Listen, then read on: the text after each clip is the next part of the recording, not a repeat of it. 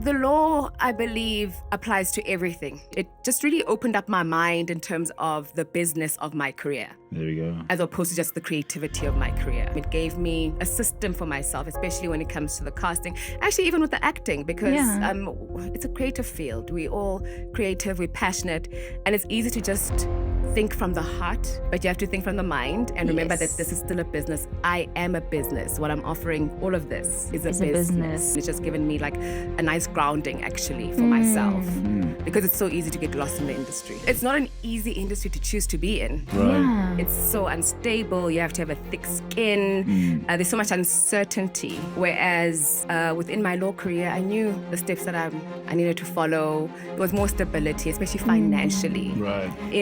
When I was in grade 10 at the time, I got onto the stage. We were doing a play, and then the whole world just disappeared. I felt as if I was so immersed in this world, like everything disappeared. The audience, the lights, the stage, and then I was like in this world. It was an amazing feeling. I knew right then where I belonged.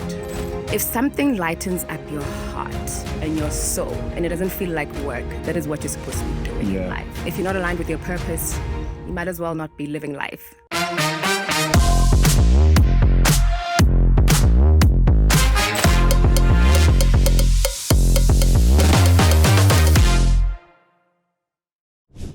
Hello, family. Welcome to yet another episode of Seen and Heard, a platform that makes you feel seen and heard. Kalibitso ke Nadine Potuhlwane, and I'm not alone. I'm with the co-host, Luthor Dala. Today, in the house, we have someone very special. She's an artist, of course, an actress, a performance coach, a casting director, and intimacy coordinator. And her name is Keneilwe Matidze. Miss Ma'am. Hello, everyone. Hello, Dimple. Hello, Luto. Thank you so much for having me here. Thank you for having us. Thank you for coming. Yeah. Through. How are you feeling? I'm feeling good. I'm very excited about this discussion, about this chat. Right. You know, I hope that it's going to be just as exciting for everyone else as it is for us. Yeah, right? Yeah. Yeah. Let's start off with a fun little icebreaker. Okay. Movie buff quiz. So I'm going to ask you 3 questions based on film, and we're going to see if you can get them correct or if you just learned something. Okay, cool. All right, let's start off with the first one. Mr. and Mrs. Smith stars Angelina Jolie alongside which actor? I can give you options. So there's A, Brad Pitt, B, Matt Damon, C, Ben Affleck, or D, Johnny Depp. Oh my gosh, that is such a difficult one. Simple can help you. Cracking your It must be, could it be possibly Oh, wow. her former husband, Brad Pitt? That's correct. Actually, you're a good actor. I actually thought that she was struggling. cracking her brain over it. All right. Second question. What is the name of the ballet movie starring Natalie Portman? Is it A, Red Shoes, B, White Feathers, C, Black Swan, or D, Pink Tutu? Oh, Pink Tutu. These options are so funny. White feather, red shoes. Could it be, drumroll, Black Swan? That is correct. It's too easy for you. Too It's too easy. It's too easy. She's playing with them. She's playing with her food. All right. Last question. Who played the title role in the 2015 movie Magic Mike XXL? Is it A, Channing Tatum, B, Matt Damon, C, Ryan Gosling, or D, Leonardo DiCaprio? Oh, that's sexy, man. These questions are so difficult. Channing Tatum. Okay, cool. All of them are just I think all the ladies know that answer. Yeah, no. We all know that answer. Wow. It's Charming Tatum. Charming Tatum. Not in his most recent movie, though. Which one? Which one? The Roofman or something. The Roofman, I think. Not the Roofman. Okay, maybe not the most recent one. Oh, it was the one with him and Zoe Kravitz. Yeah. Ah. Which That's movie is hectic. that? What is it called? I haven't watched. You must watch it. You must watch it. Must watch. Must watch. I just forgot the name, but yeah. There I you think something like Blindside. Not Blindside. No, I'll figure it out. I know what you're talking about. Okay, Yeah. that one. One. But Miss Ma'am, you have many titles to your career, you know. Walk us through the journey, you know, from performance coach to actually started in law. Yes. Yeah. She studied law. How did we get there? and then to acting and being an artist and everything? Well, actually, while I was studying law, I already started with my acting career, which started in high school. And this is what I love about participating in everything in school, because I think that's where you find your talent, or you find your passion, rather, let me say. So I was doing all the plays in school, choir, all the cultural activities, also the sports stuff. And I wanted to act after school.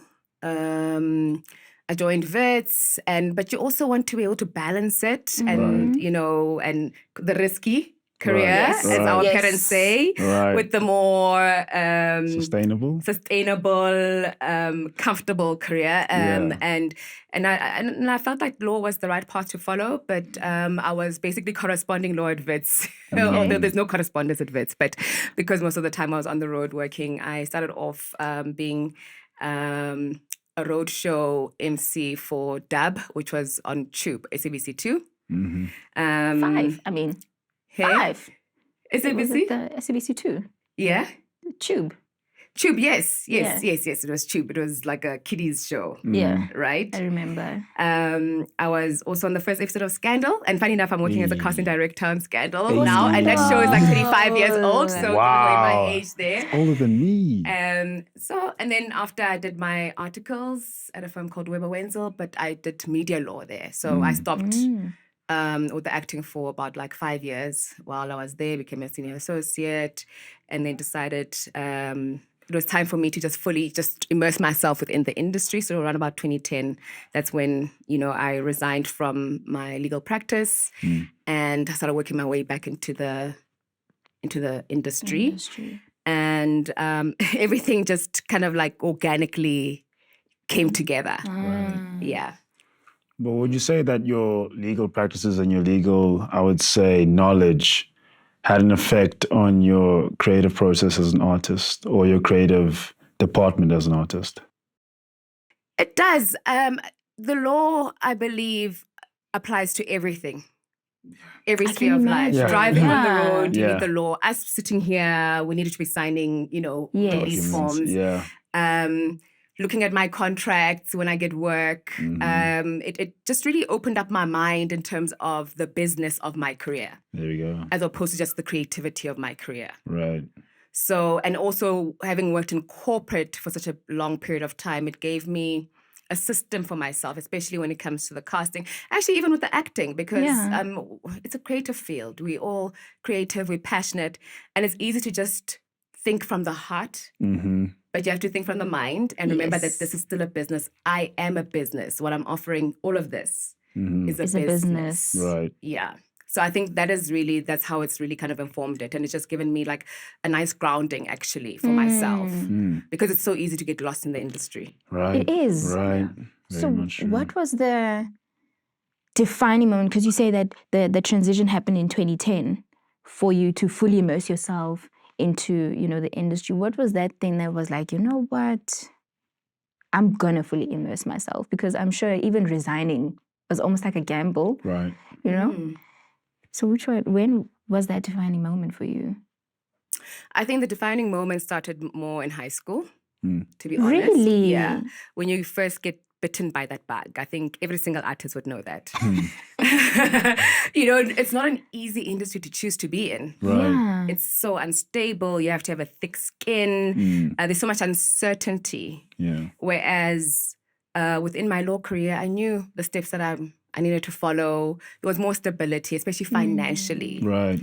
And when I was in grade 10 at the time, it was 10 at 8 back in my day, I got onto the stage. We were doing a play. We used to call it the Raps Plays. I was at Greenside High School. And I got onto the stage, and then the whole world just disappeared.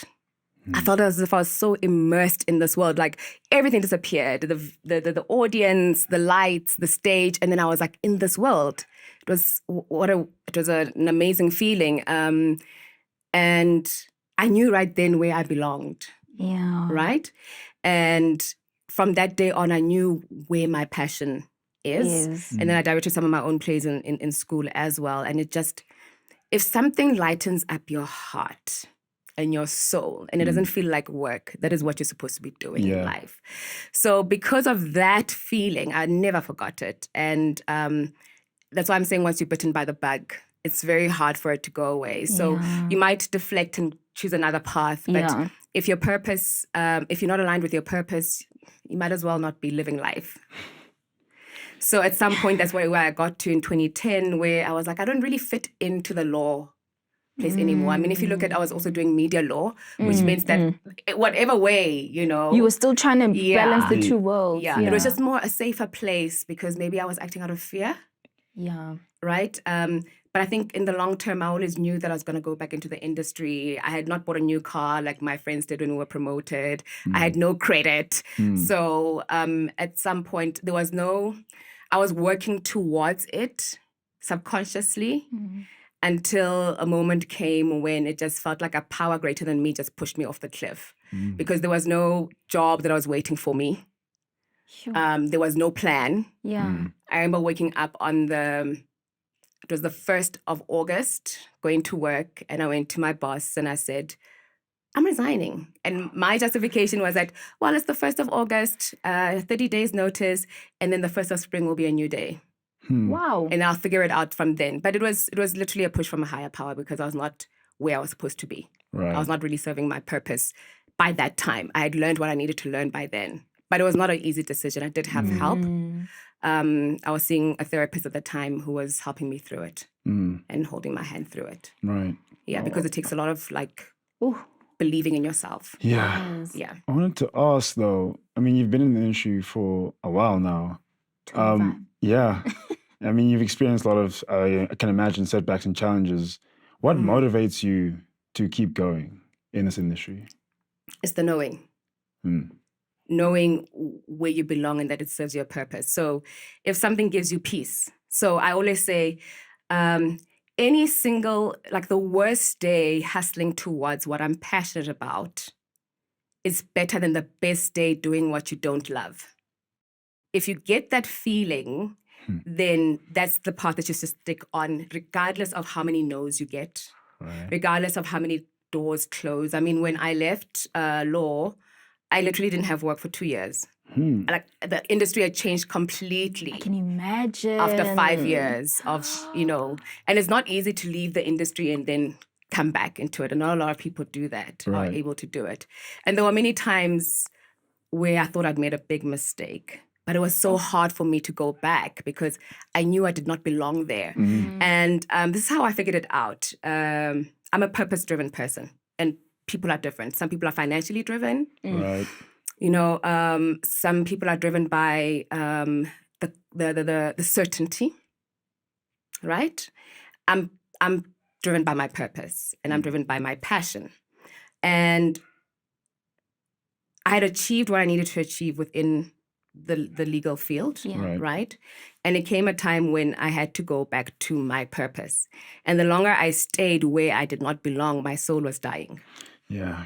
Because it was separated, my body and your soul stays where it's supposed to be, that is focused on your purpose. And your body can deflect as many times, but your soul will stay focused on your purpose so that it can call you back. Yeah. If you don't, then you slowly die. Yeah. So if you're really unhappy where you are at, you need to move.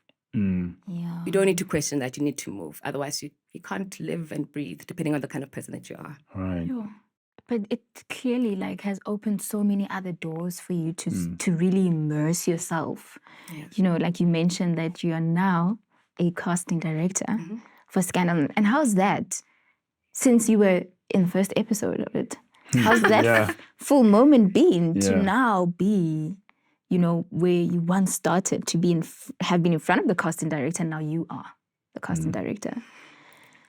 The way my life has turned out and how my career has developed and panned out is actually quite remarkable for me. Because there's some things that I didn't actually plan to be. I used to do casting as something I happened to do in between acting work. Yeah. And it was much later in life, I think, around about adulting. And I was like, oh, actually, I'm a casting director. That's when it clicked. So it was really, it came from loving to work with actors. I wanted to work with actors, not just as an actress myself. Yeah. But when I was in matric, I directed a play, and there was this lady, this young girl who was our stage manager, very, very shy girl. And I was looking for somebody to play the ghost in the play. And all I had to do is go, right? and I could not find the right person, like in my mind. And I was like, babes, it's you. You are the hot girl, right? You are the ghost. And she's like, no ways. I'm not an actor. And I'm like, we're going to make you an actor. It was difficult. It was difficult because she was just so scared, right? Yeah. But finally we got it. And she won, I think, most promising actress Wow. at the end of the play. So it felt so, so good, right? And so I put it out there. I didn't know about casting directory when I was in high school. And I just thought, I want to do this. I want to work with actors, but not as a director. I knew that not really on set. Yeah. You know, so I just put it out there in the universe. It was something. And then I found that in the casting room, that's where I find my biggest joy. First of all, I mean, there were times when I'd go to a casting maybe and be so intimidated and not get into an environment that is very friendly or that serves my creativity or allows me to express myself in the best manner possible. I feel that So I way. wanted to create that space where an actor walks in and they feel like, sure, you can just relax. Yeah. It's okay. We are all here to win. If you win, I win too. Right. And then I found that also I get to work with actors in that way. So somebody might walk in and be like, oh, I'm not such a good actor. But then we bring out the best and then they get to realize themselves, whether they get the role or not. Yeah. You know, they can walk out feeling like they've been in touch with their artistic acting self. Right. Yeah. Oh, I feel And like it feels great to be working for like Scandal, by the way, because it's like, wow. yeah. Scandal. Who like starts at 19? This is like, to give you a hint, like 23 years ago. Starts at 19 with a small little role as a prostitute on Scandal. And then now it's like casting it. Yeah. Stuff like Isitingo. I used to watch Isitingo every day, wishing like one day I'm going to work on this show. And it was one of the first shows I did casting for after I left law. So it's quite remarkable to dream and actually see your dreams come true. Yes. For real. Yeah. I feel like you're speaking to my inner child Image. about the Yeah. the casting. Because when you do walk into some rooms, like every single person that's just there is just like, okay, you're just another number, let's just go. Like, let's just get this over and done with. So really to step into a casting room where you know that the casting director has everyone's best interest at heart and not just the production's best interest really makes you feel comfortable, and I can't wait to walk into a And I casting mean, the room. production's best interest, right, is to get the best actors. And how do you get the best actors? By bringing the best out in people. In Right. them, yeah. That's why I always say, when you shine, I shine. If the person who comes in shines, then it means I've done my job. I can say, Yes. listen, here's your actor, and my job is done. Then we both shine. Right. Would you say you being an actor helped with you also with being a casting director? Most definitely, they really, really feed into each other. And fortunately enough for myself, also being a casting director helps me to be a better actress, I hope. But I really believe that because I get to see, mistakes that actors make or how we maybe explore together the character and bring out, the best. I get to be in meetings with the producers and the channels and all the other decision makers regarding what they're looking for, what they want, so that makes me a better actor in that way, right?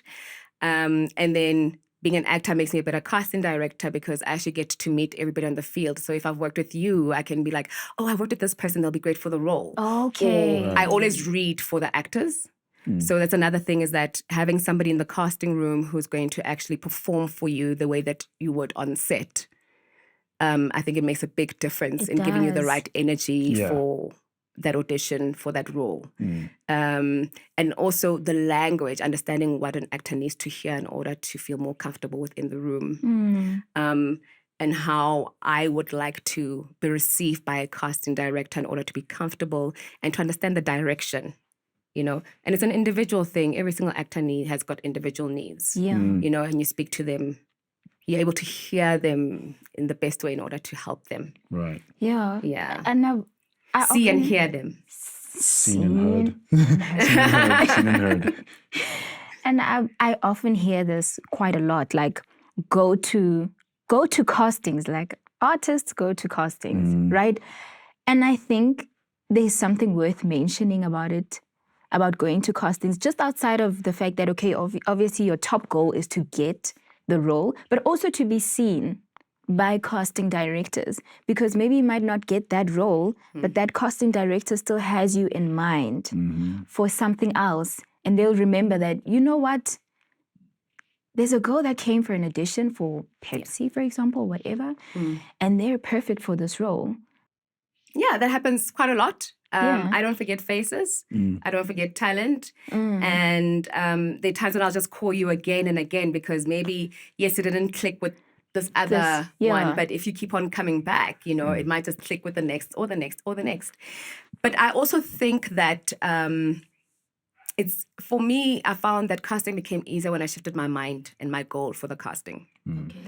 I stopped taking it as I need to go in there and win and get the role, because there's so many factors actually that are factored into making that decision.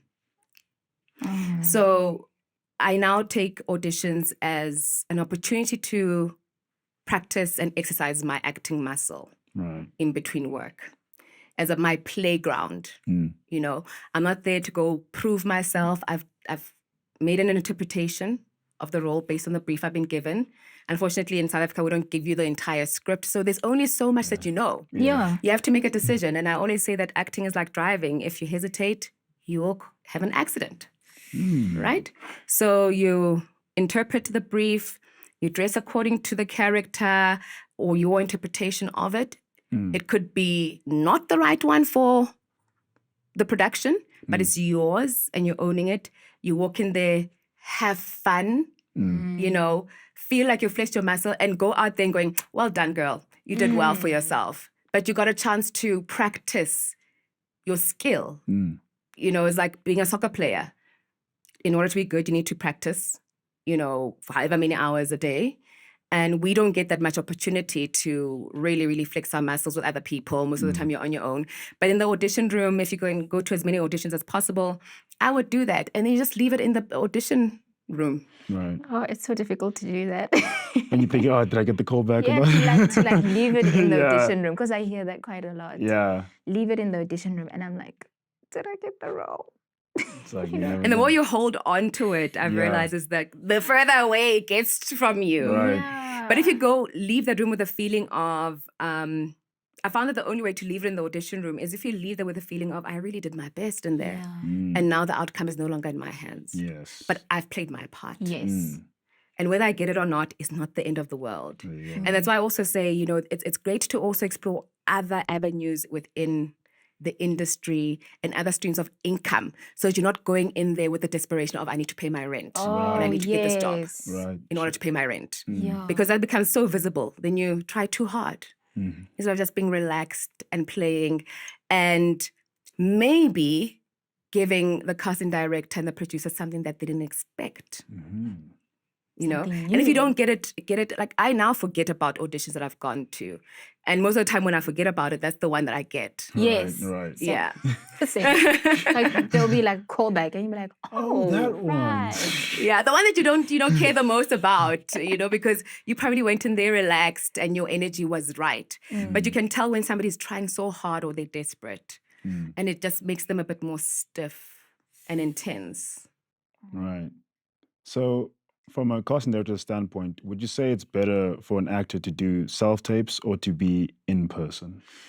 In person all the time. In person all the Yeah, time. yeah. Yeah. I prefer in-person auditions because then I can also sense the energy, can direct you. When you're on your own, you're on your own. You're an island. Yeah. You are just guessing. At least in the audition room, you can ask questions and get a feel of. And I, as a casting director, I get a feel of the actor, and you have different chances of doing it accordingly. Most of the time, you're not going to get it right because you get such small information. Right? And there is no right or wrong, but it's better to be directed. And And also sometimes you don't have the right lighting, or the sound is terrible, or Right. you don't have somebody reading for you, or somebody who does not even read well for you, Yes. and it just makes the energy flat. But I prefer in person, just to get the feel and energy of the person. Yeah, because COVID is the one that took us into self-tapes. Self-tapes. I don't think they were What? I would- self-tapes No, before. there wouldn't weren't know. self-tapes before, in fact. Really? No, there weren't self-tapes before. I'm new COVID. here. I'm new Every here, single, so- yeah. I'm new here. They weren't. Everything was in person. But they do still help in the sense that, you most of the time now, what we do is that we'll do in-person auditions to establish your main characters. And then your smaller roles, you can do self-tapes instead of people having to drive, So they do serve like a great purpose. And, you create a bigger database as well in that way. That Yeah, is I'm sure true. they bridge that location. Someone being in Durban, but they're Exactly. trying to, Yeah. What mistakes do you think? Because you said that Some actors make mistakes. some actors make mistakes, and you get to, be in. You have an advantage in a sense to be like, you get to see what kind of mistakes that they make. What kind of mistakes do we make as artists? Yeah, common mistakes. I would say that having an interpretation and putting your best foot forward is never a mistake. An interpretation is never a mistake. The mistake is wanting to be perfect. Yeah. The perfectionism, Right. overthinking, wanting it to be right. We forget that acting is also an art.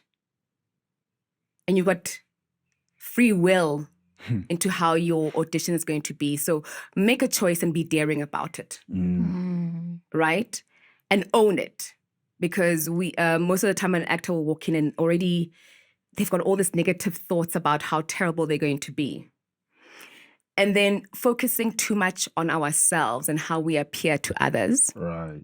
I've learned that, I think it's the Meisner technique. It works quite well, where you stop listening to your own mind and you start listening to the other person. Yes. And being completely present.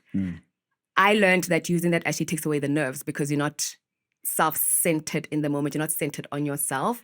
You're focused on the other person, and it makes acting much easier because you react. Yeah. You're not thinking about your lines. You Right. react. If you ask me a question right now, I might not answer it in exactly the lines that I've been given, but I'm affected by what you're doing. Right. Makes it real as Right? well. Yeah. Yeah. Lack of preparation. Somebody coming into the room saying, I just got the script, this morning and I'm still learning it. You're already putting yourself at a place of lower power. Yeah. Just come prepared. You know that when an audition happens and people say, oh, my agent sent it to me late and so forth. But you know that when you come into an audition, there must be a script. Yes. Yeah. And those things do happen that your agent can send it late, but just come in prepared. Don't come in already going, oh my gosh, I'm going to be so terrible. You're already setting the mode for yourself. Come in, be prepared and make the mistakes that you need to make. Don't already put yourself down. Before you actually have done the deed. Yeah, you're constantly doubting yourself. And that's yes, terrible. already, Yeah. And the one thing that used to trouble me the most early on in my acting career and auditioning days was how I used to leave the room impacts on how I enter the room the next time. So if I leave the room going, oh, that was a terrible audition, I was horrible, I should have done this, I should have done that, and then I obsess about it. The next time I walk into the room, I'm going to walk in with that same energy because I've already put myself down. The things that we say to each other, to ourselves, are so important. Yeah. So it doesn't matter if you feel like you fumbled or whatever, but if you walk out and you're like, well done, Kay, you did your best. The next time you will be better. What you say comes alive. I mean, I remember when I got my first job in the industry, being the roadshow MC for Dub, I was so nervous and I forgot my lines. So I started singing, Takalani Sesame, because I totally forgot my lines, but I knew the song. So I just started singing that and dancing to it. And then I left the audition room thinking, oh my gosh, just because I forgot my lines there, I didn't get the job. But I got the job because I improvise in the moment. So we don't have to be so hard on ourselves for the smallest things. As a casting director, I'm looking for your performance. Make it up if you have to. Yeah. Yeah. And the whole, I always say, don't ever cut yourself. It could be a great take. And then you fumble over one word or you forget a line. And then you're like, oh, sorry, can I start again? Oh, my word. I think I do that a lot. Because I was going to ask you about that. Because, like, do you want it to be word for word, or you, like? If you forget, make it up. Don't ever cut yourself. It's the director's job to cut you, to say cut. Right. Okay. Even at the end of the scene, like if at the end of the scene I'm not saying cut, stay in the damn character. I'm done. Make up something, But don't ever make a mistake and then say, I'm sorry, can I start again? Just carry on. Okay. Pick yourself up and carry on. It's like if you're on a stage play, you're gonna say, sorry guys, we made a mistake. Yeah. We need to start the play from the beginning. Yo, can you imagine? Because that also tests your ability to think on your feet. Yeah. True. Because on set, that take might have been the best take. Mm. And they can do their editing accordingly. Around that. Yeah. Yeah, or fix around it in that. post, however. But on set, you never go, sorry, can we start the scene from the beginning? Especially as So you the might as well actor. practice it while you're in the audition room. Yeah, especially as the actor, right? And I Director's think, job. yeah, in theater, they really drill that in, like Yeah. improvisation. Yeah. It's a whole, like, weeks. You never get out of character Yeah. And until the AD says cut. Yeah. it's and I like- think that's also should be something that's adopted in film as well, or Right. in television. Right.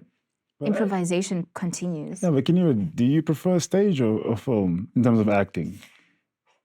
That's actually the thought to me. Like, I wouldn't know. They stage, is quite a rush because Yeah. there's no live. cut. It's live. It is It's live, live. and you just have to make it work.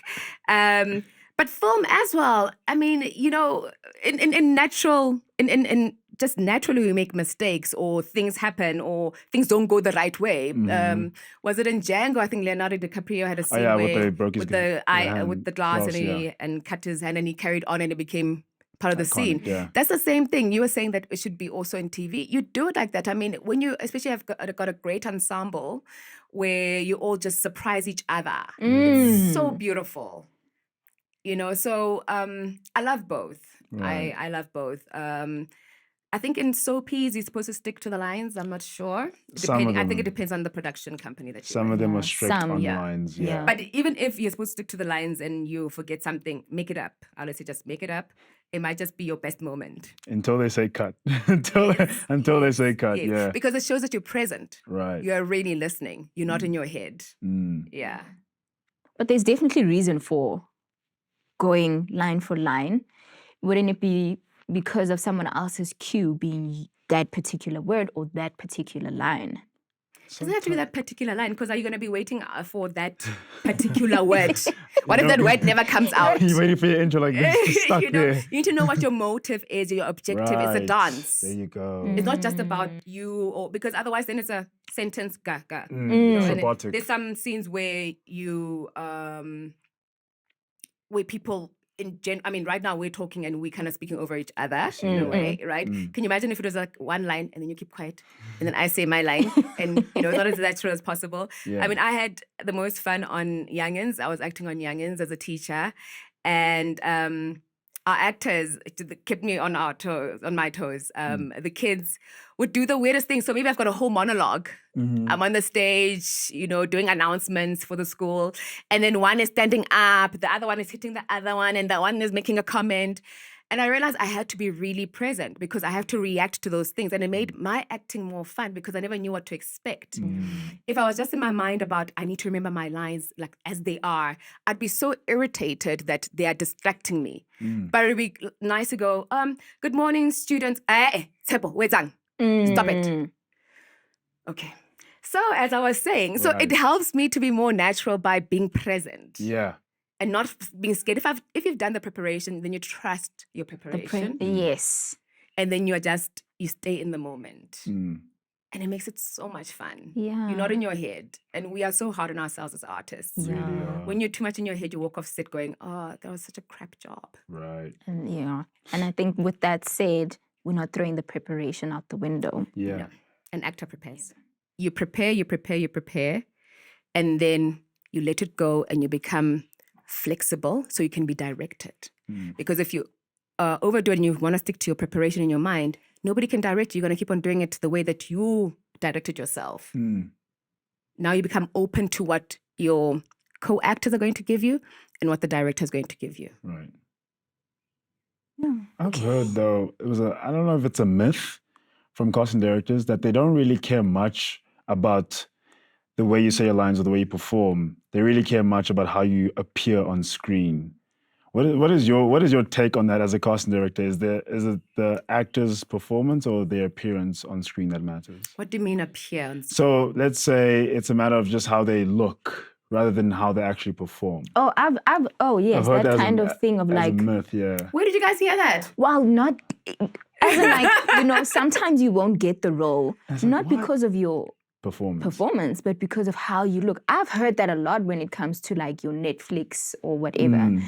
I've heard people or even like casting directors say, you're just not the look we're looking for. Yeah. Or whatever, What do you say to that? How do you balance the two, the performance As a and the casting look? director, yeah. I mean, it's so relative, right? Because I get a character brief from the production and I've got an idea of the type of person in the sense of, do they need to look professional? Do they need to look more like they're from the rural areas or, so most of the time I don't actually even know it until the actor walks in and I'm like, oh, this feels like they can fit the person. Right? It is, though, important, for example, in terms of the role one is playing. So if I'm supposed to play the mother of a 30-year-old, do I look like I am the mother of a 30-year-old? Okay. Maybe I might look too young for the role. Okay. Or maybe I might be too old for the role. Right. But for me, most of the time, I work a lot with my instinct and it's about, okay, these guys fit the look for me. I cannot say somebody is not the right look per se. But performance-wise. Maybe you look like a kid and you're supposed to be playing a love interest, who has sex. It would just not, no. fit. No. Yeah. So it's mainly about that. So it's, I wouldn't think it's about being big or skinny, light or dark. Okay. It's just about when you walk in, I can see you as, maybe an athlete. Right. Okay. Who'll be running. So it depends on what the role is. Right. Okay. Yeah. I know in Hollywood, there's this, I actually saw it on Instagram. Yeah. Right? There's this, my favorite movie of all time. Don't judge me. Which one is it? High School Musical? No. No. Look at that face already. Your face is already like, I don't like musicals. Yeah, I hate musicals. My comfort movie is To All the Boys I've Loved Before. And they speak about how they did chemistry tests between the lead roles. Is that a thing in South Africa to do chemistry tests? Yes, Yeah. It is. I had a brief for one as well, yeah. Really? Yeah. Okay. So you, No, it's very important. I definitely do not establish a new cast without chemistry tests because it's the ensemble that makes the show. It's not an individual actor. Right. If you watch Adulting, the story on Showmax about the four guys, they had to appear as really close friends. And what the viewers loved about the show was following this friendship. It was not about one person or one of the actors. So it's so important to see that people can actually gel. Or you can have two beautiful actors, a male and a female, or two love interests that they're great individual actors, but they come together and they don't give you that effect of being in love. They don't have the chemistry at all. Or you get maybe a family that doesn't feel like they gel. Right. It has to feel real and evoke that feeling of, that feeling of belonging. I think that's what Adulting evoked. Or something like Friends. Can you imagine if they didn't seem like friends? What is the purpose of Friends? Yeah, they just changed They the could all be title. great individual actors. Acquaintances. But if they don't have that, that glue, it doesn't make you want to be part of that friends group. Yes. Right. Yeah. It must make the audience want to be part of and go, that's the kind of friendship that I want to have. Or that's the kind of family that I want to be in.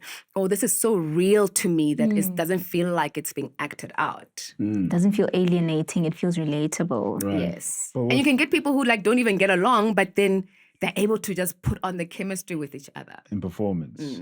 But with chemistry tests, is it done before or after like the casting? Yeah. So you have the first rounds of castings Casting, where right. you are, looking at everybody, Yeah. for the role. And then you shortlist from that first round. Mm-hmm. And sometimes you might do callbacks, maybe just to see individually and shortlist further. Mm-hmm. But most of the time, then you can go straight to chemistry tests if you're happy with the options that you've got and pair people together, especially if you've got love interests in the story or a romantic story coming or a romantic plot within the story. So the chemistry test happens as part of the casting process before you actually finalize so you're going to pair different actors with each other. So I might have 3 options for role A, 3 options for role B, and I bring all of them together, and then I just test them against each other to see who bring out the best chemistry. Okay. Yeah, and who look great together and authentic with each other. Yeah. So did you bump into intimacy coordination in Chemistry casting, test. directing, in chemistry tests? It was actually while I was shooting, I was casting for adulting. Yeah. Okay. And because of the explicit nature of the role, I think Right. people were a bit wary about auditioning because they didn't know what to expect and how it's going to be treated. And, I would say to the actors, I don't know how, but I'll be there with you during this whole thing. I will be there. I'll be there on set with you. I'll protect you. I'll help you through it. Because I didn't know about intimacy coordinating at the time. Okay. I just knew there was something like that. Yes. And I kept on saying to somebody, I think I'm supposed to be doing that job. And I was telling a friend of mine who's actually a casting agent, and I was like, this intimacy thing, I think I'm supposed to be doing that. And she's like, well, Netflix is asking for applications for training. Oh. And then so on that same day, I think it was the last day actually of the deadline for those submissions, and I applied. It took such a long time. It was like it took me hours to fill in that application. You need to be thorough. Yeah. Netflix, and man. sent it off, got the interview, got in, yay. And our first day of training was actually our first shoot day of adulting. So I ended up, while I was training, I was assisting the intimacy coordinator on adulting. So I was getting like practical training. And that the intimacy coordinator on adulting happened to be one of my teachers. Oh, Wow. on the course. Yes. Okay. Wow. Yeah. And so yeah, it was about keeping my promise to those actors that I'd be in That there would with be them. there. Yeah. You know, it's not that common for, I think I've heard on shoots, that it's not common for intimacy coordinators to be there. What is your take on the importance of having an intimacy coordinator during shoots? I think it is important because you never really know how the people involved will be affected. Right. And also depending on the extent of the scene. Okay. As an intimacy coordinator, my job is to make sure that the actors are comfortable with the scene. So sometimes it could just maybe be like a kissing scene that is not intense, and you check in with each individual and you have a private conversation with each actor about how they feel about it and, what their concerns are. And you could prepare them mentally for it, and you might not have to be there physically to hold their hand. Yeah. But every single person has got their own history, has got their own reasons why something might be or might not be comfortable for them. Right. It's the same as having a stunt person on set. A stunt person makes sure that when there's stunt scenes, nobody's injured physically. An intimacy coordinator ensures that when there's intimacy scenes or nudity scenes, nobody's injured mentally and emotionally by the scene. And those are the wounds that you don't see. Right. Because people walk off going, oh, I'm an actor, I'm just supposed to do this as I'm supposed to do as directed. And That's the feeling. as an actress myself, growing in the industry at a time when there was no intimacy coordinators, I could have used one. I mean, I remember in one scene where out of the blue, it was not discussed prior to that. The director said I must take off my bra.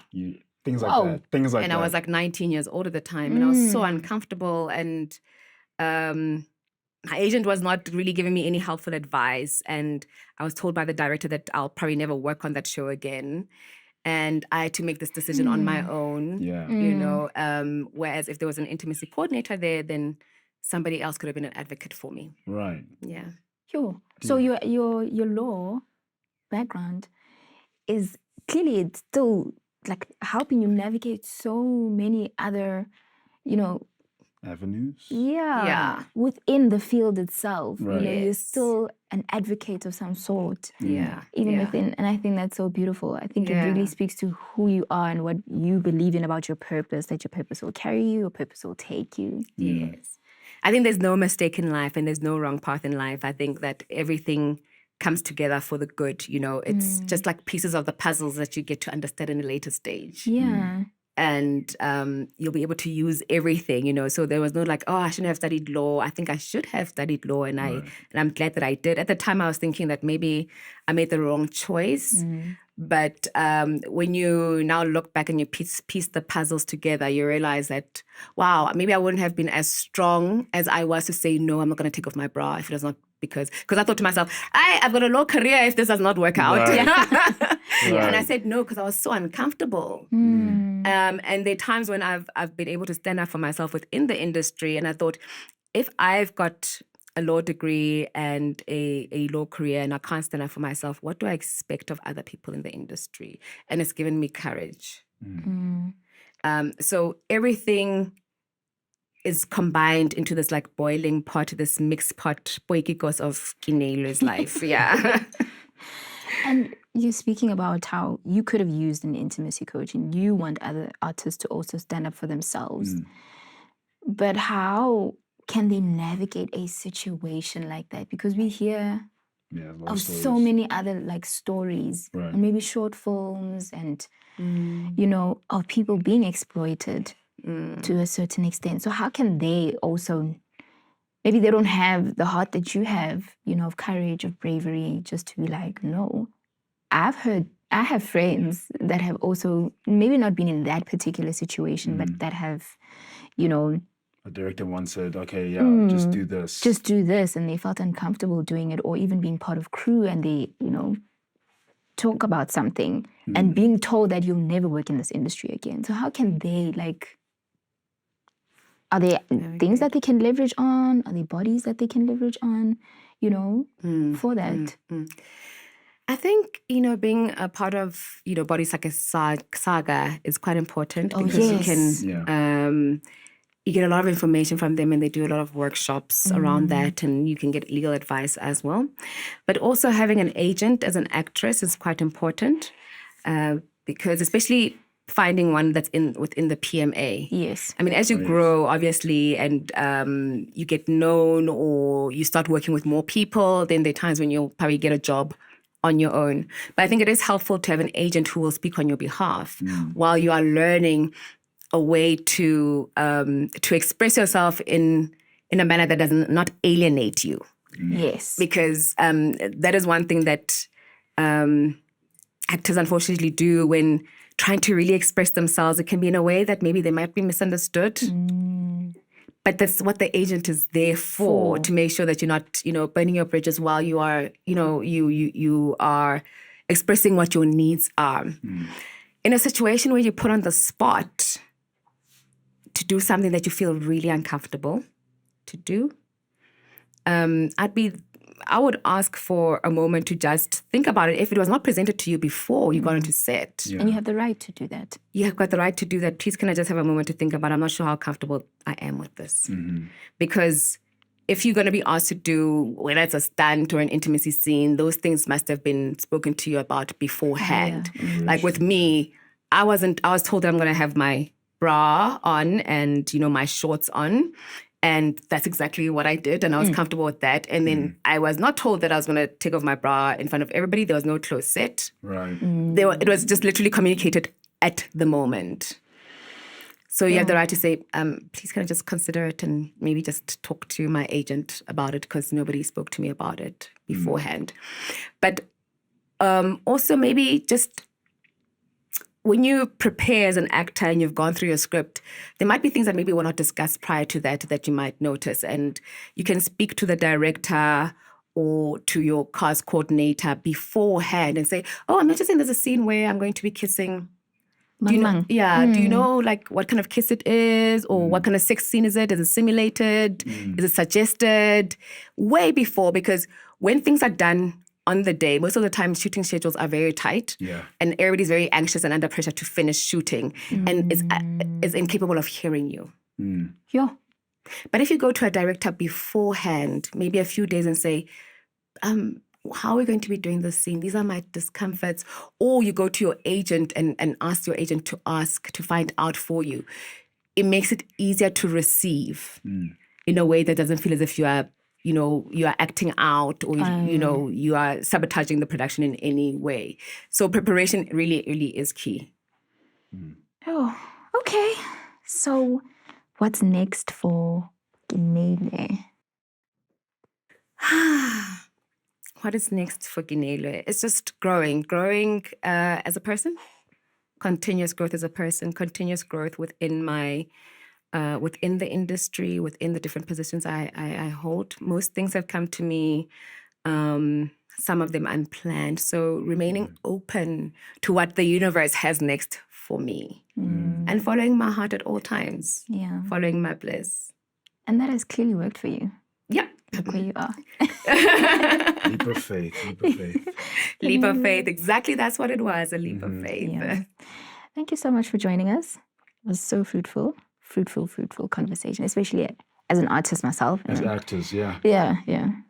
No, thank you so much. I've really, really enjoyed this conversation. Wish you could go on and on. But time is not on our side. Yeah. So thank you for having me. What an awesome conversation we've had today. I appreciate it. Thank you. And from all of us here at Seen and Heard, that's a wrap. If you haven't liked, commented, or subscribed, I hope that you do that. And from our hearts to yours is all love. Mine too.